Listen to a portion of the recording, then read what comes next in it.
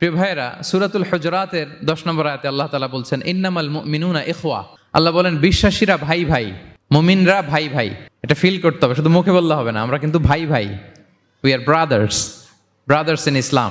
ইন্নামাল মুমিনুনা ইখওয়া, বিশ্বাসীরা ভাই ভাই। ফাআসলিহু বাইনা আখাওয়াইকুম।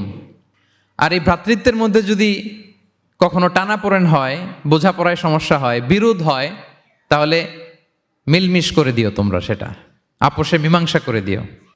আদেশটা কার? আওয়াজ করে বলুন না, আদেশটা কার?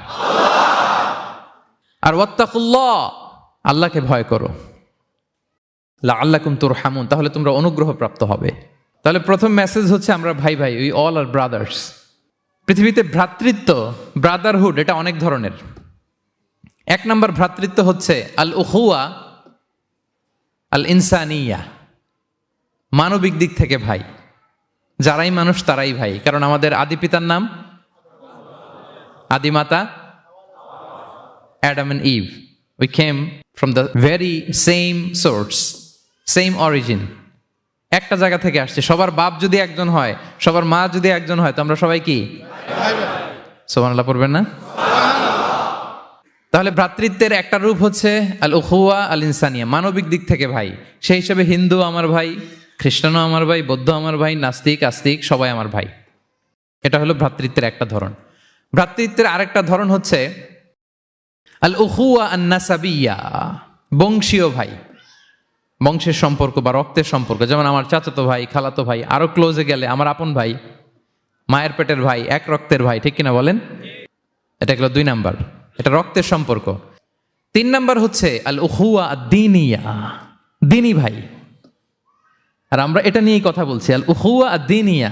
ইন্নামাল মুমিনুনা ইখওয়াতুন, মুফাসসিরিন ইকরাম বলেছেন ইয়ানি ইখওয়াতুন ফিদ-দীন।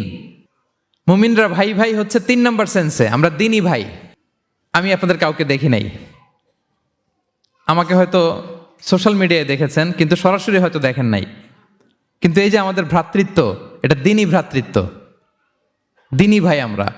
আমরা কি ভাই? এবং ইন্টারেস্টিংলি এই দিনী ভাই বা দিনী ভ্রাতৃত্ব আগের 2টার চেয়েও মজবুত। কখনো কখনো এটা রক্তের সম্পর্ককেও ছাড়িয়ে যায়। সুবহানাল্লাহ পড়েন। বদরের যুদ্ধে এই পাশে কুরাইশরা মানে মুশরিকরা, এই পাশে মুমিনরা। এমনও হয়েছে রাসূল সাল্লাল্লাহু আলাইহি ওয়াসাল্লামের পক্ষে মুমিনদের ওখানে এক ভাই, আর আবু জাহেলের সাথে আরেক ভাই, দ্বন্দ্ব সংঘাত। এই ভাই ওই ভাইকে হত্যা করেছে দিনের কারণে। তার মানে দিনী ভ্রাতৃত্ব এটা এত মজবুত, এটা মাঝে মাঝে রক্তের সম্পর্ককেও ছাড়িয়ে ছাপিয়ে উপরে উঠে যায়। আল্লাহু আকবার। এবং আমাদের দৃষ্টান্ত দিয়েছেন বিষ্ণু ইসলাম। তিনি বলেছেন তোমরা সবাই দিনী ভাইয়েরা, সবাই মিলে এক দেহ এক প্রাণ।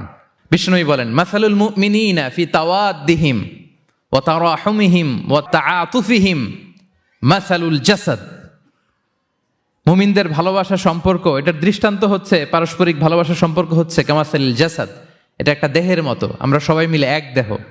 দেহের কোনো অঙ্গ যদি ইনজুর্ড হয়, সারা দেহ যেমনি কষ্ট পায়, বিশ্বের কোথাও আমার কোনো দিনী ভাই যদি কষ্ট পায়, আমাদের প্রত্যেকের হৃদয়ের রক্তক্ষরণ ঘটে। চিল্লায় বলেন ঠিক কিনা?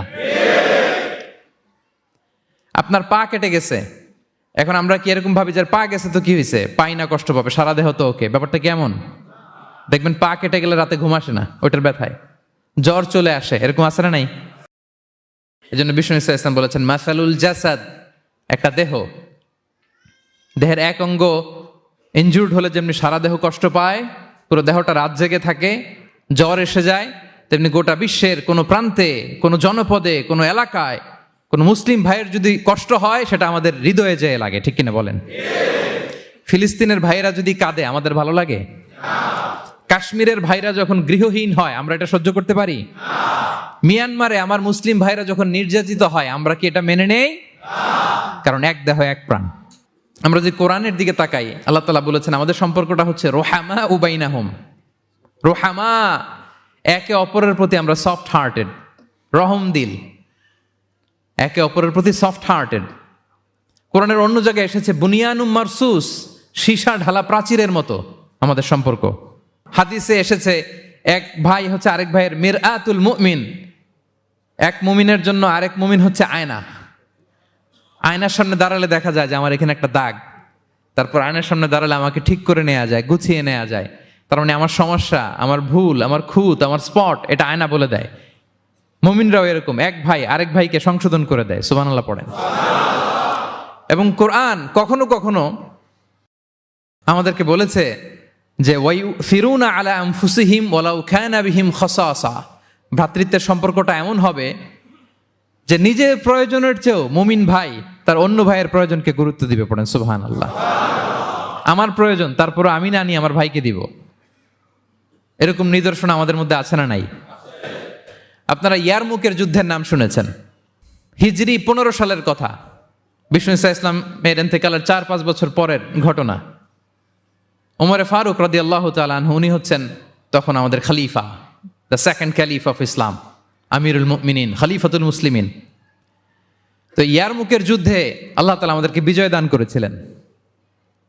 কিন্তু এমনি এমনি বিজয় আসে নাই, এমনি এমনি আসে নাই। একের পর এক সাহাবারা আহত হয়েছেন, নিহত হয়েছেন, মানে শহীদ হয়েছেন।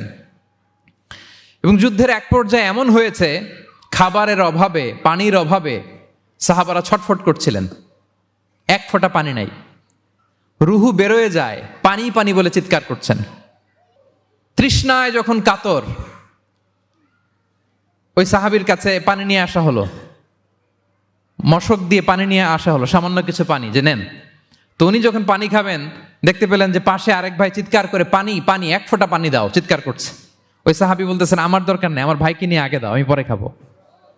আল্লাহ।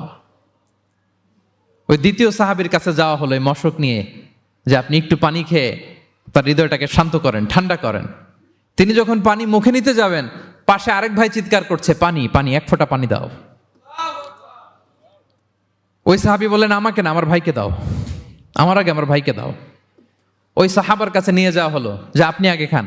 ওই সাহাবীর কাছে পানির মশক নিয়ে যেতে যেতেই উনি শহীদ হয়ে গেলেন। আবার মশক নিয়ে দ্বিতীয় সাহাবীর কাছে আসতে না আসতে দ্বিতীয় সাহাবীও শহীদ হয়ে গেলেন। প্রথম যিনি চিৎকার করছিলেন তার কাছে আবার মশক নিয়ে যেতে না যেতে তিনিও শহীদ হয়ে গেলেন। সুবহানাল্লাহ পড়বেন না? ওয়ায়ুসিরুনা আলা আনফুসিহিম ওয়ালাউ কানা বিহিম খাসাসা, নিজেদের প্রয়োজন থাকা সত্ত্বেও মুমিনরা তার অন্য ভাইয়ের প্রয়োজনকে প্রাধান্য দেয়। আল্লাহু আকবার। এই হচ্ছে আমাদের ভ্রাতৃত্বের দৃষ্টান্ত। তাহলে প্রথম মেসেজ হচ্ছে মুমিনরা ভাই ভাই, মুমিনরা আর আমাদের দৃষ্টান্ত হচ্ছে এক দেহ এক প্রাণ। আওয়াজ করে, এক দেহ এক প্রাণ।